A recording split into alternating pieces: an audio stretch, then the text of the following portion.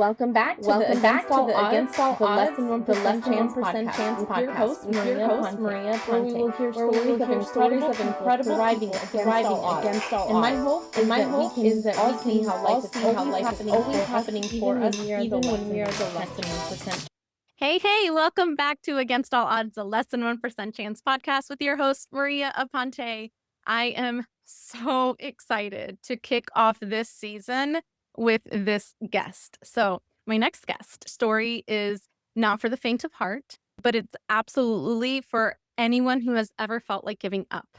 From the moment she entered this world, the odds were stacked against her. She survived an attempt on her life at just 2 months old, walked away from a devastating EMS helicopter crash, survived sexual assault, fought her way back from a COVID-induced coma, and through every single chapter, she showed up for others as a critical care flight paramedic. She is a published author, an international glamour model, and now a chart-topping singer-songwriter with 6 songs in the top 10. Please welcome this incredible guest, Abigail Rich. Thank you, Abigail, for being with us. I'm honored to be with you. You have Oh, thank you. a story yourself. Oh, thank you so much. I so appreciate you being here. So give us a little background. I know we chatted a lot prior to recording, and I was like, oh my gosh, I need this on the record. But give us a little story of your Against All Odds story background. Well, when I was 2 months old, the woman who gave birth to me, drugs played a big part of this, and she decided she didn't want me. So she went to a second-story window and I guess wanted to see if I could fly. Oh my Ultimately, I gosh. did, but not then. And she became a guest of the state, shall we say? Mm-hmm. And life went on from there. I was in foster families all the way up to I was about 16, 17. I got to go live with my grandparents. My grandmama was very abusive. She hated girls. I heard it every day. Yeah. Was that your mom's parents? Yes. Okay. And my granddaddy, he was wonderful. I was with him once and we saw this horrible crash on the freeway. It was horrible. Kind of things like you see on TV. It was so bad. And he stopped. He said, stay here. Well, I did what any good 17-year-old would do. So he walked away. I got out of the car and followed him up the road. And he said, okay, you're here. Let's start. And he told me how to take care of this one lady. And she was critically injured. I can look back now and I'm surprised she was still there. And that was my first intro into emergency medical services. And this was with your grandfather, you said? Yes. Wow. I decided this is what I want to do for a career. So I was 17. There was an emergency medical technician, which is like the second level up in emergency medicine. I said, I'm going to get in this class. But it had this little thing, you had to be 18. So I went ahead and applied for it and got into it. The first day of class, the instructor looked at me. He goes, are you 18? And I went, yeah, sure. Yeah. And he said, all right, tomorrow I want to see ID because you got to be 18. By the time I graduated, I was 18 and I learned a lot. And I got right into emergency medicine, worked my way all up to a critical care flight paramedic. And I love what I do. I am my patient's best friend at their worst moment. I Yeah. get through it. It's my partner and myself. We do the same thing they do in an emergency room, only we're doing 153 miles an hour. We have 1/8 of the space and we get the job done. And one day I was down in Texas and we had to go to an oil platform. Now, let's throw this out here. Let's be honest. I'm not pretty. I'm not sexy. I'm none of those things, but I like my hair. Okay. I love my hair. And I know it looks terrible right now because I just got off a 24-hour shift that ran to like 27.5 hours. You look amazing. My hair looks really nice. So I never wore my helmet. This is public information because it messed my hair. Mm. And I couldn't talk to my patients. It's very loud in a helicopter.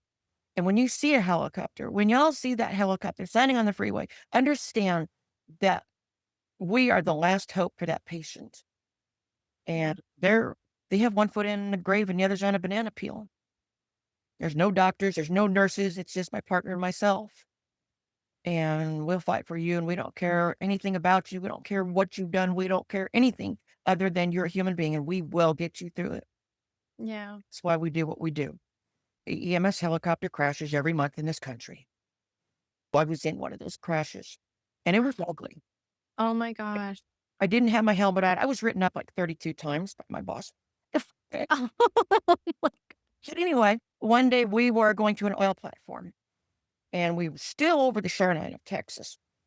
And I looked up at the annunciator panel, which is the dashboard full of lights, and I saw a light flashing. And I'm like, but I was talking to the paramedic on the platform. So I'm trying to get all the information, my patient, know what drugs I needed, how I needed to get him through that worst moment. And then I looked up and there's this big red light, it's this big, and it says master warning. That light means life as you know it is about to end. And I looked at it. We didn't have a patient on board yet. I reached for my helmet, which was an arm length away. I kept it behind my defibrillator. I never touched it. I don't know. It happened so quick. I remember looking up, smelling Jet A. There was smoke and debris everywhere. I looked down and we wear flight boots and a flight suit.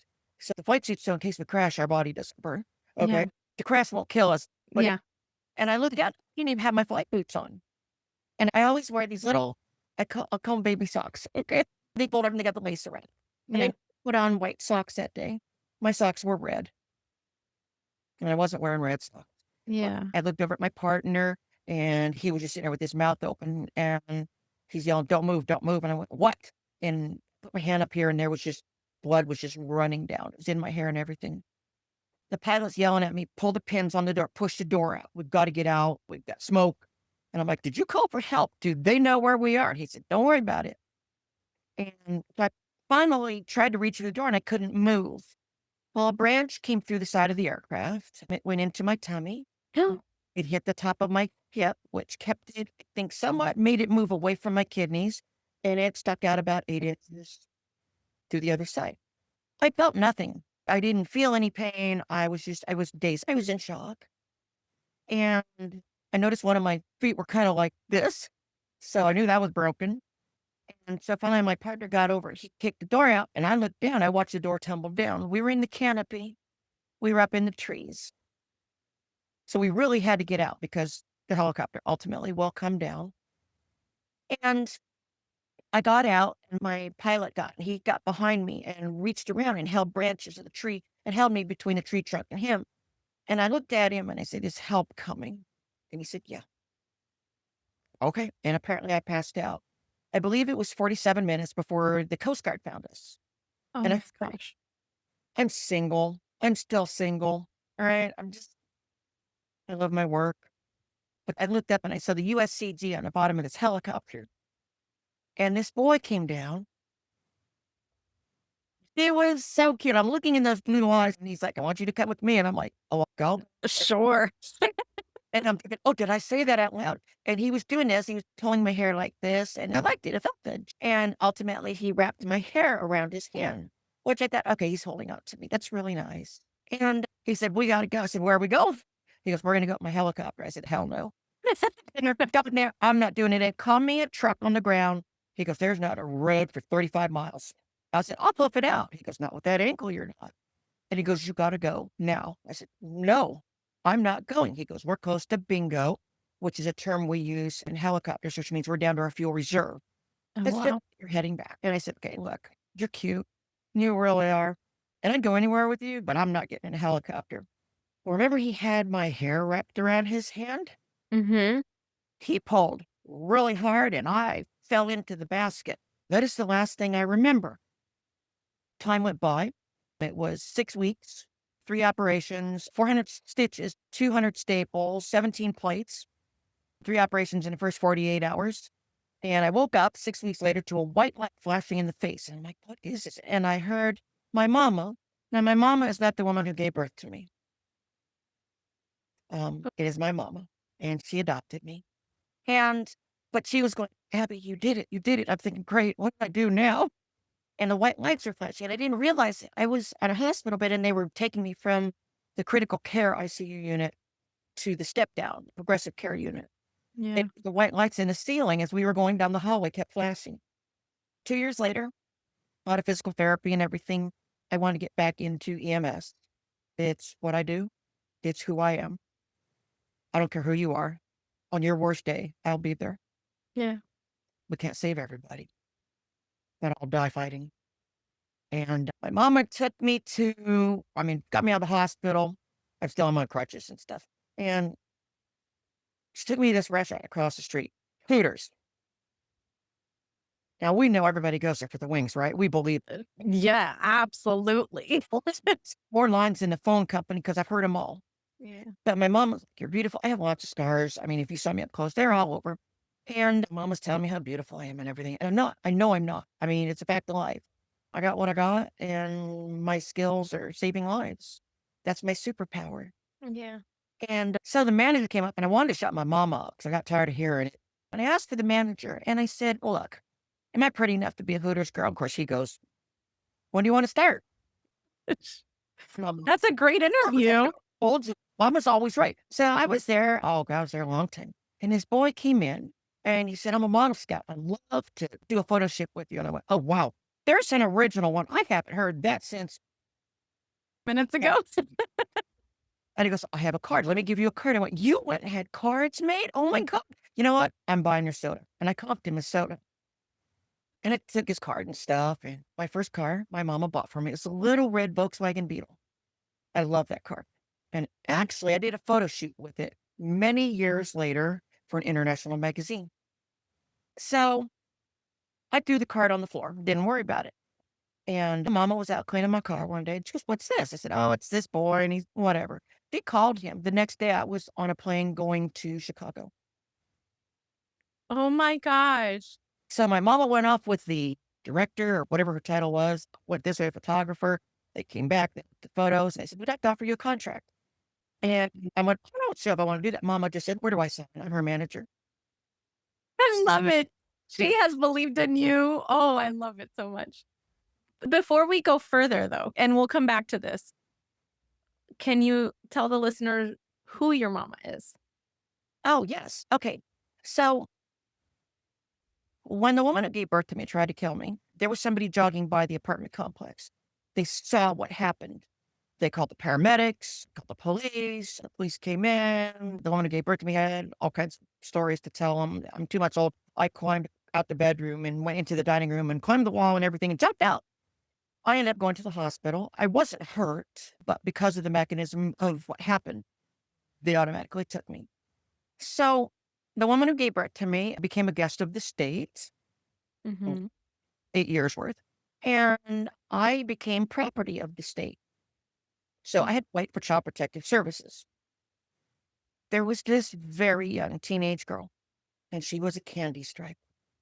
And for those of you who don't know what a candy striper is, it's like beginning junior high school and they want to get into nursing or they want to learn about medicine.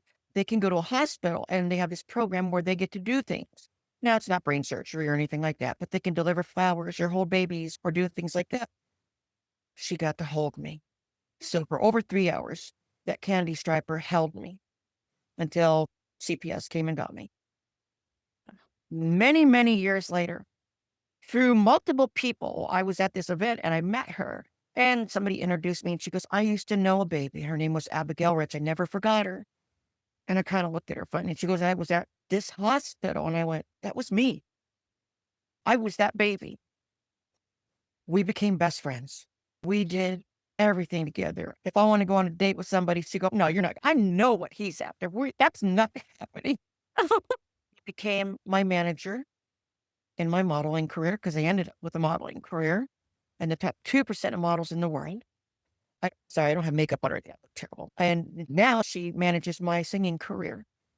She is my best friend, but years back, she introduced me as her daughter to somebody. And I kind of looked and I was like, wow.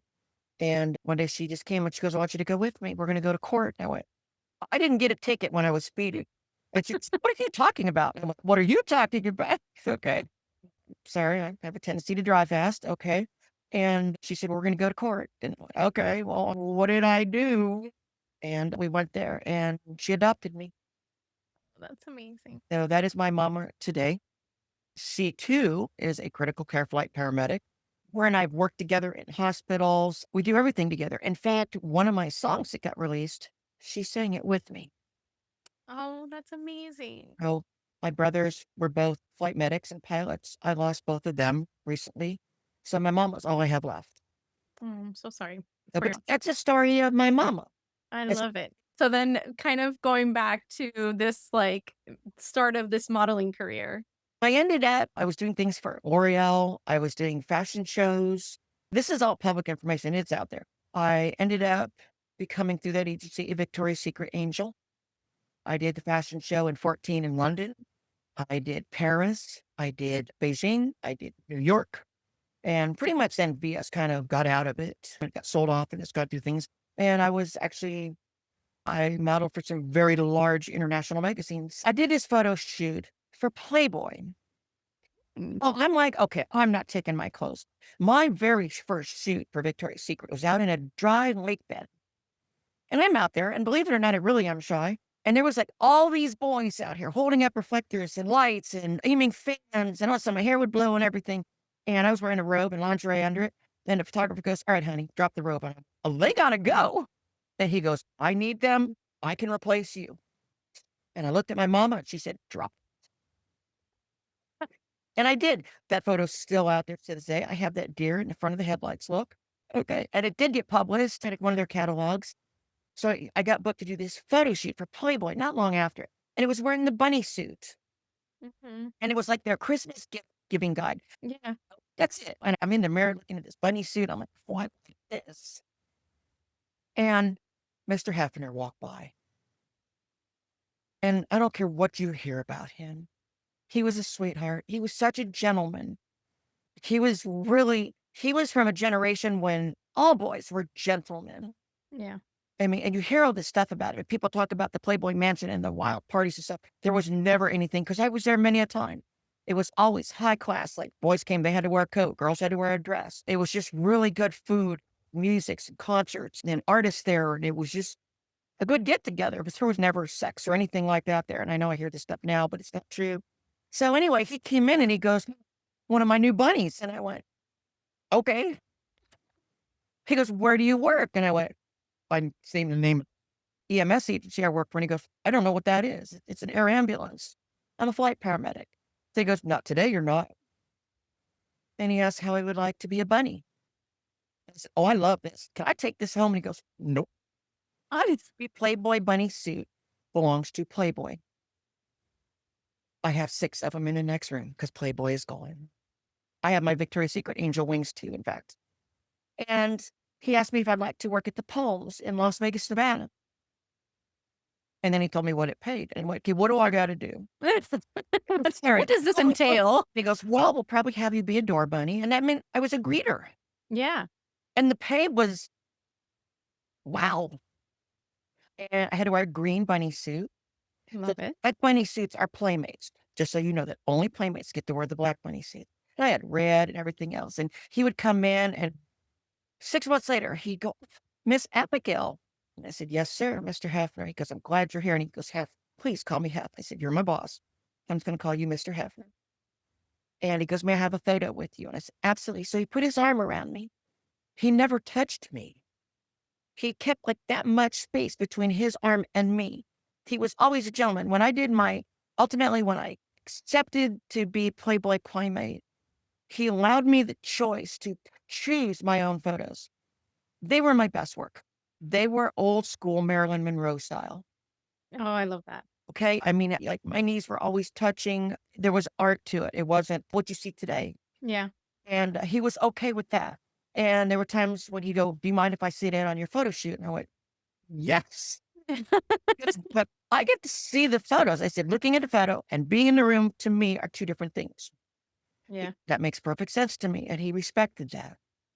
That's awesome. He ended up I am an 8-time international Playboy Playmate. That is incredible. Pamela Anderson only did more than me. Wow. I am nobody special. I mean, I've mentioned that to you. I'm a Montana country girl. I'm a cowgirl. I'm at home with my horses and my cows. And I did modeling for quite a while. And after the crash, I did the Hooters and I worked up, but I still stayed in EMS. That's incredible. So throughout this whole time that you were modeling, like all of it, you were an EMS. Yes. So you're not just EMS, you're also a what? I am also a pilot. I am what's called a HEMS pilot. That's Helicopter Emergency Medical Services pilot. I am currently stationed for the company I work for in Texas. I am the only female HEMS pilot in the state of Texas. That's incredible. So you still have your ranch in Montana, correct? I do. Would you like to let us in on a little bit of your Montana life? I own the Twisted R Ranch. My modeling career, my big brother Michael, my little brother Brian, my mom and I, this was our world together. We were a family. I mean, everything we did revolved around our family. And so the Twisted R Ranch in Montana, it is actually over 200,000 acres non-contiguous. There's 10,000 acres in Texas. There's 26,000 in Wyoming. Mm-hmm. And then in Montana, we have 160,000 acres. It's north of Missoula. It's surrounded by U.S. Forest Service and state lands. 1886 was filmed there. Yellowstone was filmed there. The TV show Yellowstone was filmed there. We are the largest cattle ranch in the country that does not sell their cattle. That's amazing. In fact, you're going to love this one. We have a star on Hollywood Boulevard. Oh my gosh, are you serious? Yes. Now it's not on Hollywood Boulevard. It's on a side street there, but it's considered part of it. My cows, all the cattle you see there are my cows. My cows are my children. I'm 42 years old. I'm single, but I have children and they go moo. And we shared a photo of them giving me kisses. I told you. It was the cutest thing. I'll tell you a story about my cows. I went back to the United Kingdom to do a photo shoot and do some work. And we were driving by this pasture. Now, cattle in the UK are different than here. Like they don't have longhorns, but they have Scottish Highlanders and they have what's called a British White. And these are beautiful animals. They're all white and they have little black ears and a little black nose. And they're just adorable. I love that. This mama cow was giving birth. We stopped on the side of the road. And cars are really little there too, by the way. But we stopped on the side. We were watching that. And the farmer was out there and everything. And mama passed in giving birth to her little boy. Farmer was pretty upset. I said, "What a beautiful baby." And he goes, "Do you want him?" Come on. Of course. How could you say no? And he said, "He's yours." And my mom was giving me this weird look. And I went, "What?" We were on our way to the airport. Okay, you already see the problems here. I just saw this beautiful little baby boy. And I named him Oliver, Sir Oliver. And so my mom, I got in a car. I told my mom, "Would you get to drive now?" And we drive on the wrong side of the road there. And we're on our way to Heathrow Airport. And my mama goes, "So how are you going to get a bull on a plane?" And I went, "Oh, heck. Yeah. Oh, okay, we got to do something." Our plane boarded in 2 hours. Oh my gosh. So I found a pet store and I bought the biggest crate I could. And I bought a blanket. And then I called the airlines and I bought the seat next to us. Okay. So I could have him so he could be inside and not in the baggage compartment. I actually went to school there too. I have a degree out of King's College and the University of London, my aviation medicine degree. So we get on board the plane and just came out right there. The flight attendant says, "Oh, welcome aboard British Airlines. Oh, you've got a puppy, do you?" And I'm like, Yep, here do you, puppy, yep, puppy." And she goes, "Oh, could I see him?" Then I looked at my mom and we're like, no. You can bring dogs on a plane. Yeah. You can't bring Cows. Okay. And so I had the very front seat. The flight attendants are sitting right over there, facing back, right by the door. And I had Oliver tucked way over in the corner. I told the flight attendant, "He's really nervous. We had to give him medicine so he'd sleep. Didn't bother anybody." "Oh, that's quite thoughtful of you. It is." And thank you. That's just how I rolled. And, we're taxiing. We're getting ready to roll onto the runway. And guess what Oliver does?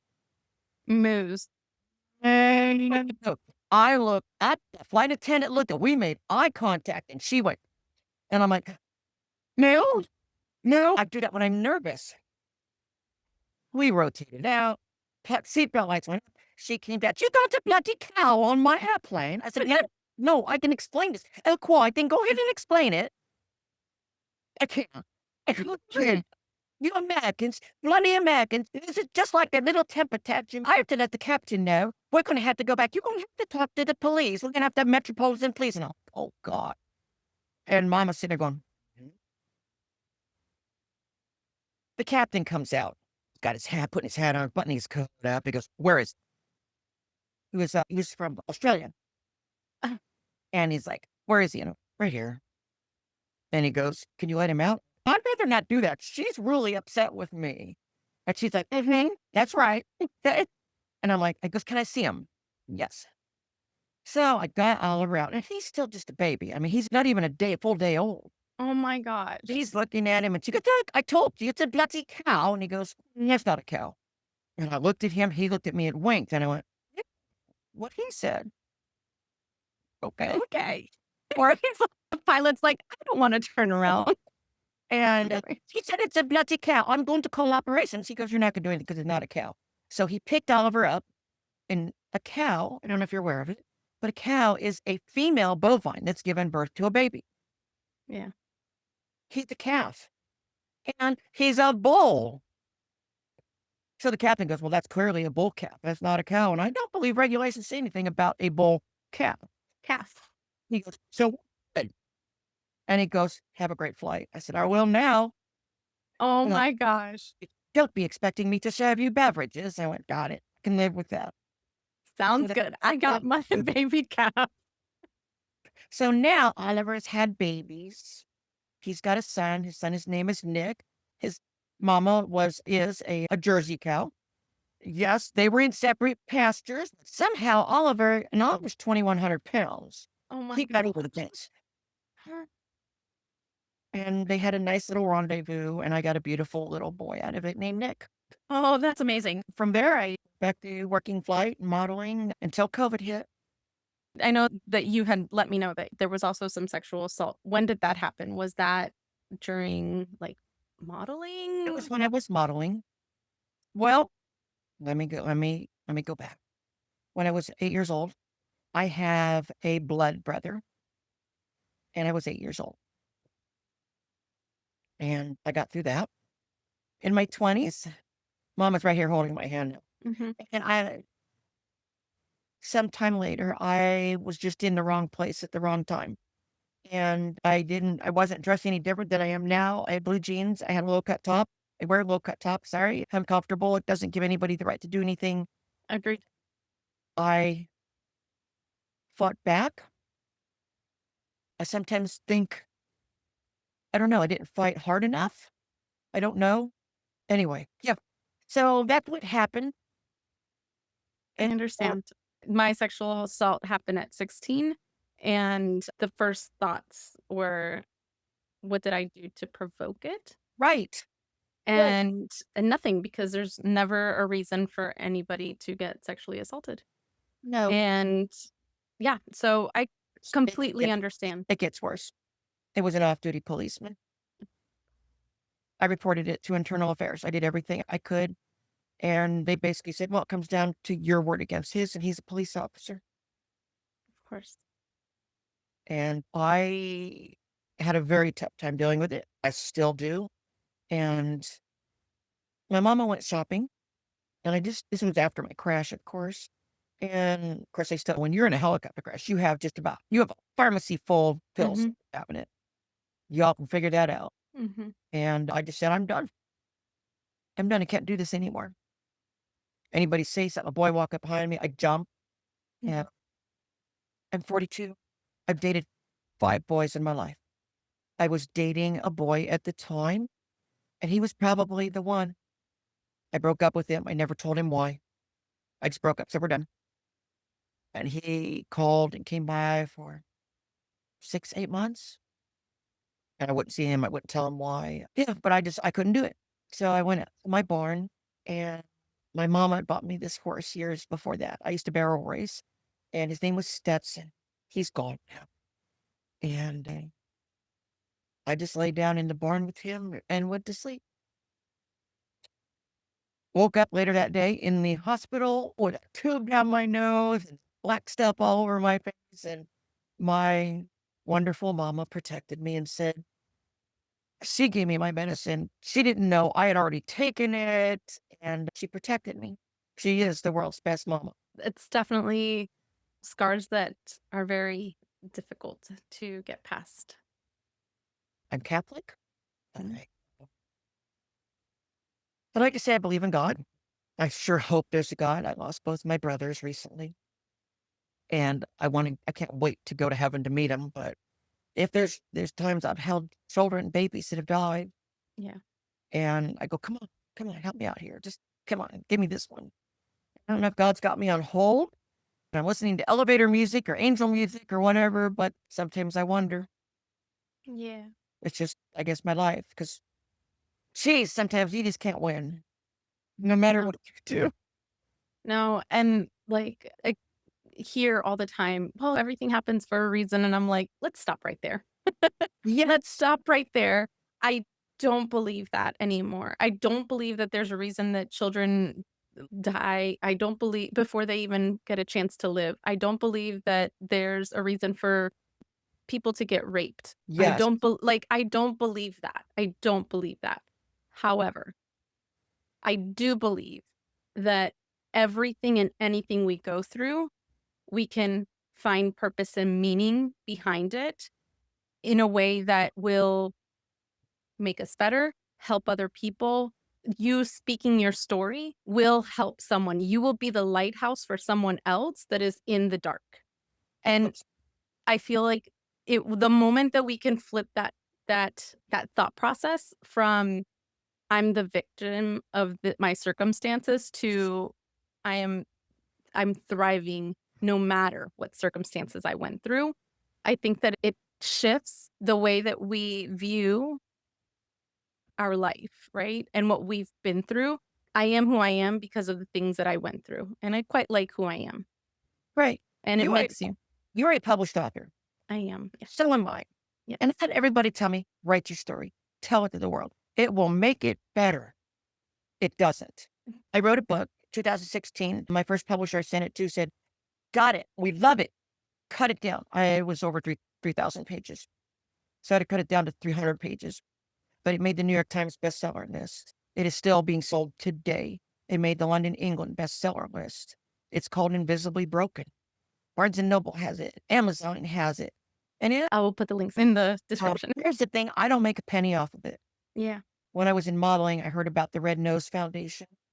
And it is a foundation that it's not like some of the others, like the Red Cross. Let's use the Red Cross as an example.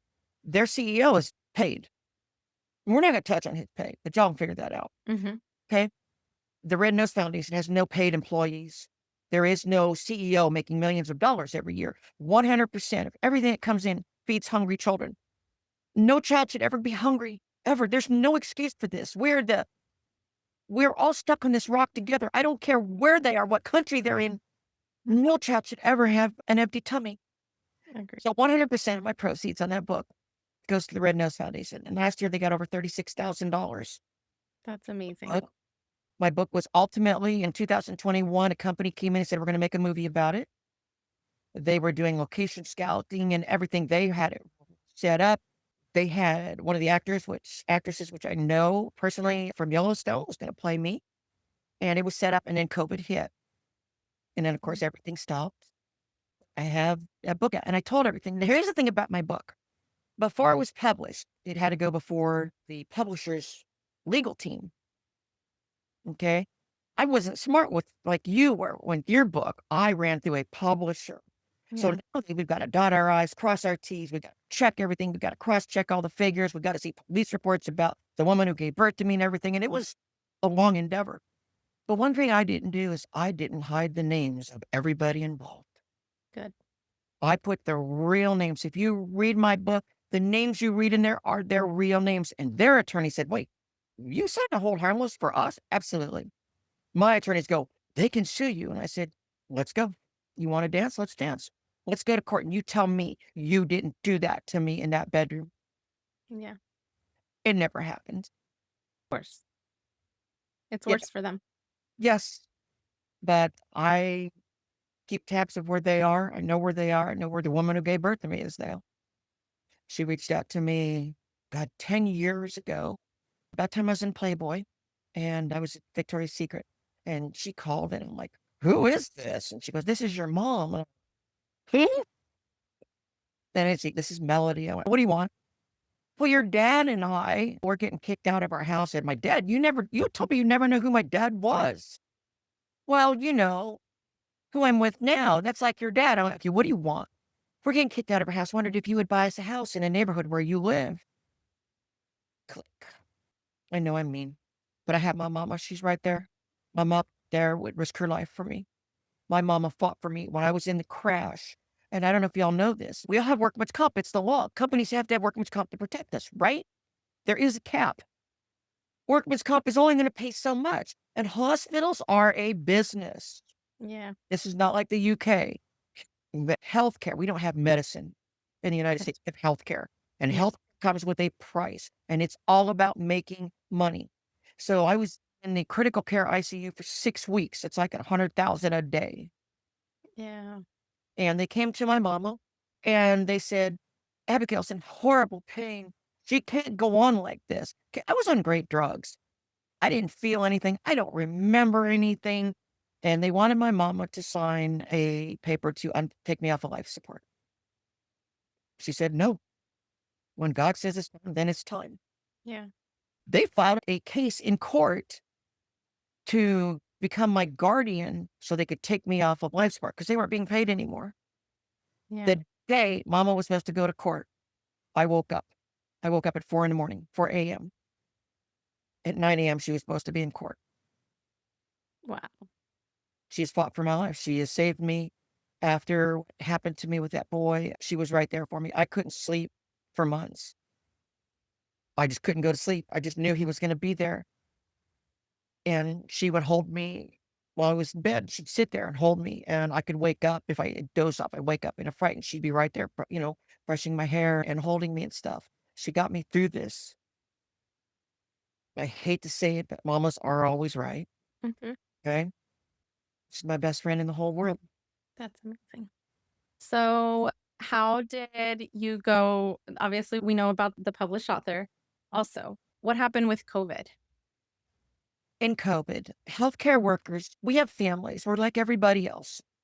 The thing about those of us who work in the emergency medical services field is we will die for our patients. We took an oath. That oath is very serious to us. Each and every one of us. I don't care if you're driving a red truck or you're in an ambulance or you're a police officer or you're in a helicopter. Yeah. We're there. We are your best friend on your worst day, and we will get you through it. And a lot of us got together, and I understand it, but a lot of the people in healthcare in our country said, I can't do this. People are dying left and right. I have family. I have children. I have a newborn. I can't do this. My brothers came to me because I got them into emergency medicine. They both work for the same company I work for to this day. And they said, what do you want to do? My little brother called me Babs. Mhm. Bugs Bunny had a girlfriend. Her name was Babs Bunny. Yeah. Brian said, you always remind me of her. So he called me Babs. Only he could do that.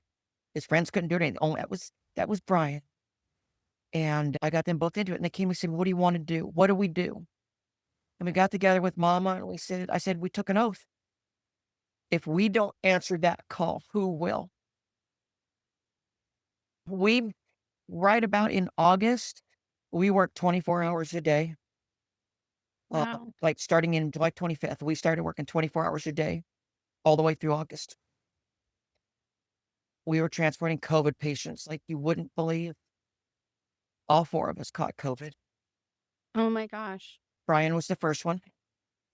I took him to the hospital.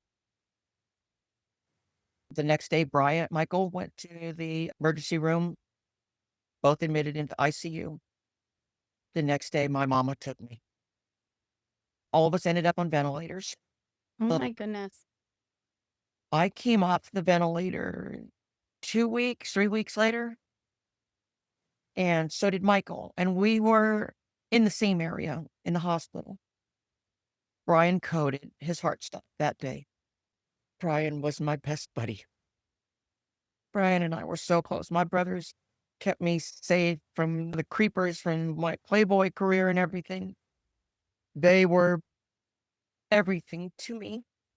Sorry. Anyway, Brian passed, and Michael and I didn't know what to do. Michael passed 2 weeks later. I ended up being in a coma. And they told my mom, again, I won't make it. So they put me on hospice Oh my gosh. because, and hospice is only for 6 months. When you get Yeah. on, I work for a hospice company. then you know, right? But this was a facility, and 6 months came, and they're like, somebody's got to do something. Yeah. So mama basically took care of me. And one day I woke up. I asked about my brothers. This happened down in Texas because that's where we were working for the air ambulance company. And the governor, Greg, in Montana, reached out to my mama. He called one day and she got this call. This is a call from the governor of the state of Montana. My mom was like, yeah, right. Click. Okay. They called back. And it was. And he said, I heard two of my cowboys, two Montanans, pass giving their lives for people they were trying to save. He said he was flying a flag over the Capitol that day in honor of Brian. The next day for Michael, those flags are right there. And he went out and he bought a tree. And I mean a little tree. He bought a tree. He signed an executive order. He had a plaque made. And it said, in honor of Michael and Brian Rich, two Montana cowboys who gave their lives to save others in need. That is on the Capitol grounds in Helena, Montana. Oh, I got goosebumps. This year, there's an organization called the National Emergency Medical Services Memorial Bike Ride. And every year they honor those of us who give our lives, who make that ultimate sacrifice for people we don't know. Yeah. People that we say, your family, we got this, we've got you. But for those who made the sacrifice, this year we're getting close to 100 people. And they, fellow EMTs and paramedics, they ride their bikes. And we're not talking a little group here, from the East Coast to the West Coast. And every day they stop and they say each one of the honorees' names. Yesterday, we found out that Michael and Brian both are being honored. Oh. And we're going to actually go and meet them in Wichita Falls in September. And they have dog tags. And these EMTs and paramedics who volunteer to do this, they don't get paid to do this. There is nothing. Yeah. They do this to remember. They do this to say thank you. They do this to say, we're sorry you made that sacrifice, but you rest now because we've got it. We've got it here on. That's so good. So you can look them up too.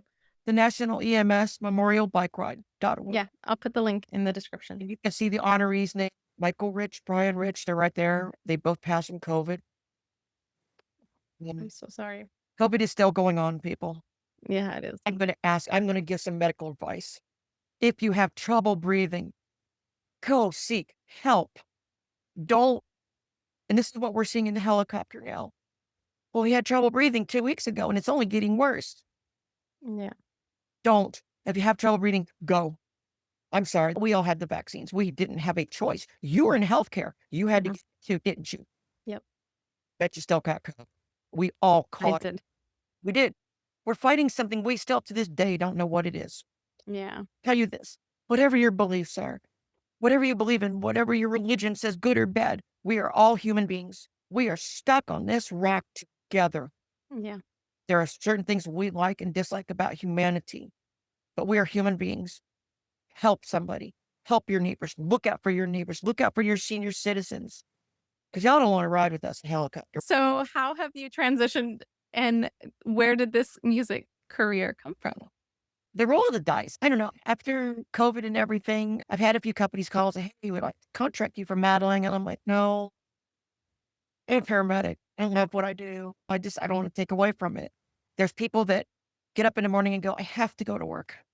I get to go to work. And it's a difference. And I would never tell, and I haven't mentioned the company I work for because I don't want them to know about this.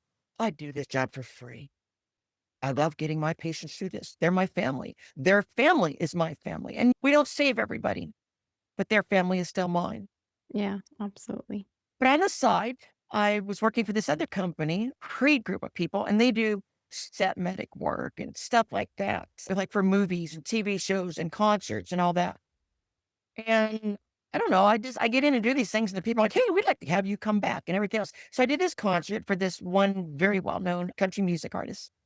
And we were in her dressing room talking about what she's going to do, how she's feeling, things I want her to be careful of. Don't hydrate, please drink.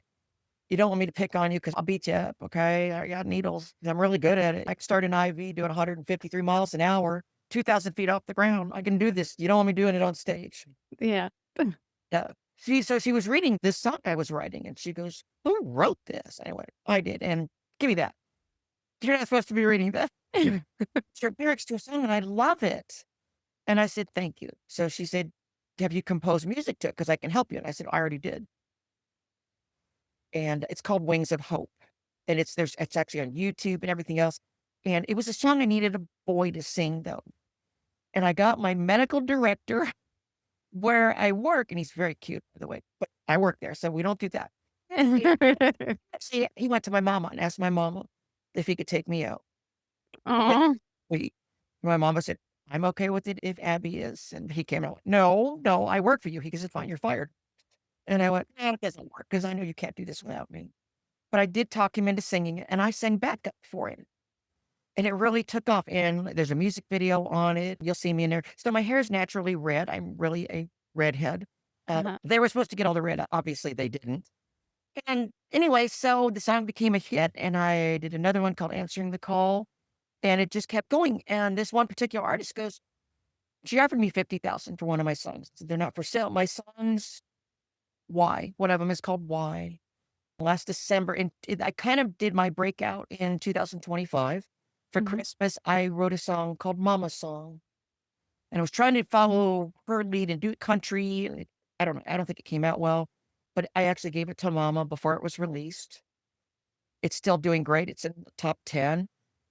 I released a song about Brian. I just released a song June 1st. It's about Michael. Y'all, I mean, I've told you the story behind it, and actually I'm writing another one now. I actually wrote one song sitting in a mall parking lot. It took me 2 weeks to write the song. That's amazing. I was working on one this morning while I was flying. I'm sitting going, well, let's see, this would go, yeah, this would work. And I was a pilot today, and my crew's like, you're writing another song? Yes. Don't bother me. Okay. Air traffic, sure, we're coming to airport. Air traffic's cool. They're calling me. I'm like, stand by. I'm working on something. She actually she asked me to sing backup for her because somebody didn't show up one day, and I did.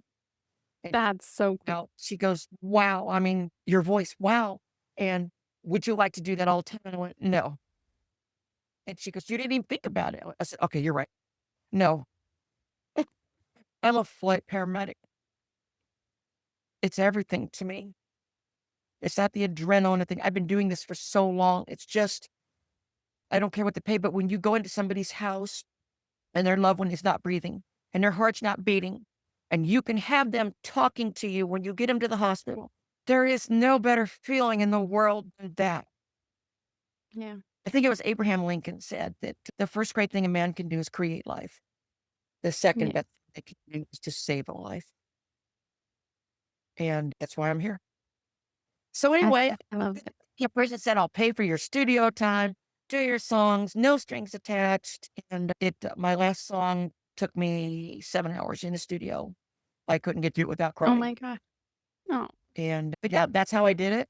I enjoy it. I love it. No, I'm not going on tour. No, I'm not going to do concerts. I go out in the pasture and sing to my cows, and they lay down next to me and listen and chew their bubble gum, which is what cows do when they're laying down. And how often do you go back home to Montana? Okay. So 6 years ago, company I work for, the operations chief, a really great guy. I work for a great group of people. He said, hey, I need a flight paramedic. I need 2 flight paramedics and a pilot. And I went, we were in Montana flying. I mean, God's country. Yeah. And I said, where? Texas. I went, no. Because I don't understand. I said, okay, it's a boy thing. I got it. What don't y'all understand? The E or the O? It's pretty simple. No. He goes, it's just for 2 months. Somebody's going on maternity leave. You're the best I got.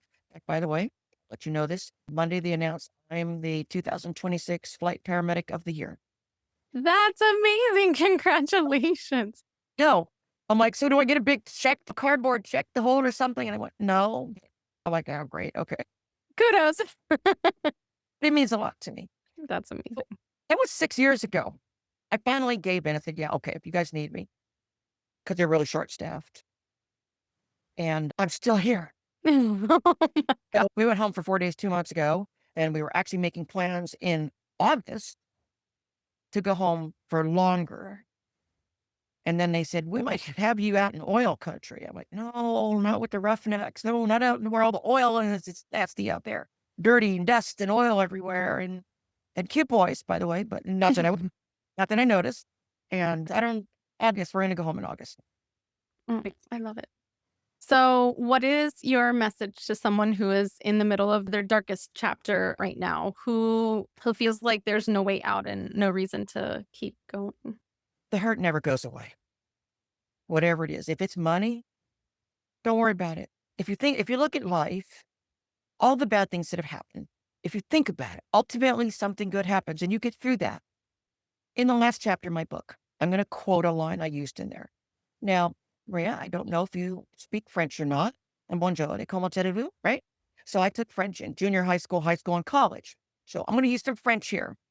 Okay. Trust me. Okay. And this is a line, it's in the last chapter of my book. Life's tough. Shit happens. Yes, that is French. I'm telling you it's French, and we're going to leave it at that. It happens.